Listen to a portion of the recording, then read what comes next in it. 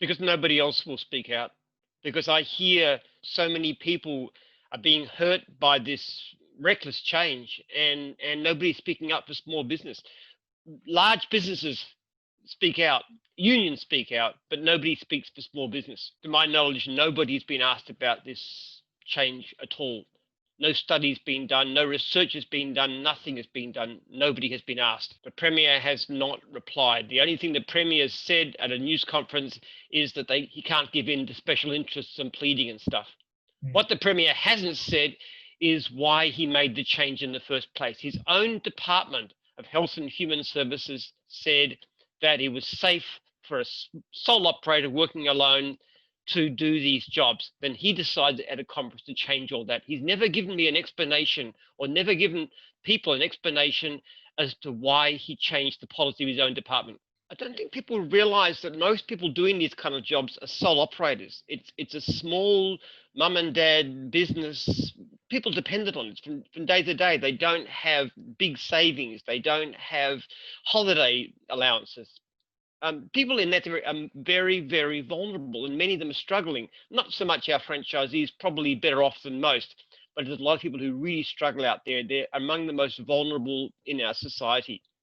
And the point of it is, my major point is, these people do not represent a danger to anybody at all. They're working in the field, mostly alone, doing things like pool cleaning and painting and mowing lawns and gardening and those kinds of activities. They don't have contact with other people. They don't even need to speak to clients. They're less danger to the public in that job than they would be at home when they're going out getting exercise. They're walking, they're running, maybe without a mask. They're going out, they're buying fast food. They're going to the bottle shop. All these activities represent a danger. So when you knock people out of work, you actually increase the danger to the public. You don't reduce it. Dozens of people approach me, not just from gyms, but from everywhere. And they are devastated, and they're upset, and they're in financial trouble. And one of the questions they so often ask is that, why is it that council workers can do these jobs, even in groups, and sometimes even without masks, for heaven's sake? I've got videos about this. So why can council workers do it where independent, self-employed people can't do exactly the same job? If it's so dangerous for independents, why is it not dangerous for council workers? And do you think his decisions, obviously with the quarantine bundle and stuff like that, do you think he's been held accountable yet, or what would you like to see moving forward in relation to him and the government? I think the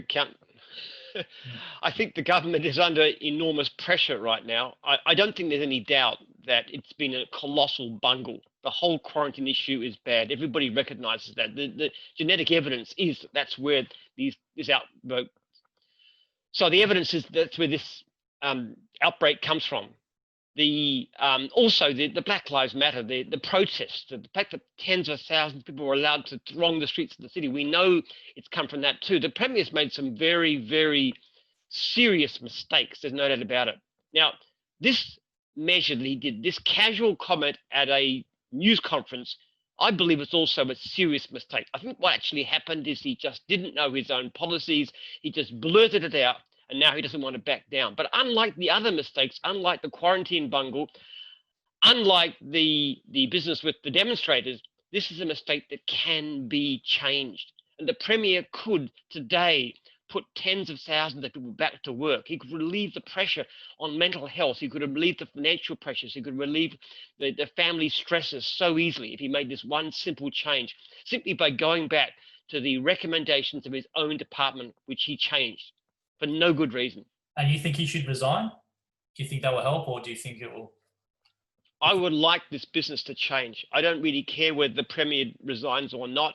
I really don't mind that much. What I want is people to go back to work. But if the Premier is too stubborn and too stuck up with his political ego to change his mind, then yes, I think he should be turfed out.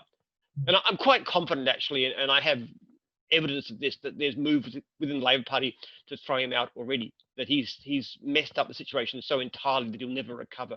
But all the same, that's not my major concern. My major concern is there's one simple change. And after that, I promise I'll shut up. I'm not interested in bringing down the government as such. I just want to see the small business owner of Victoria who can operate safely go back to work.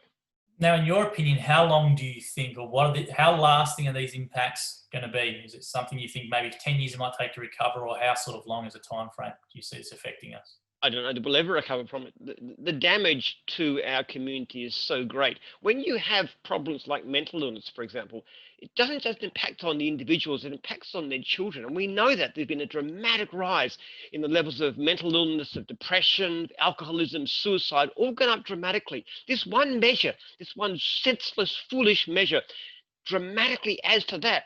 Now, you put that and the effect on children long term, we may never recover from it. Grandchildren may be affected by it in generations from now.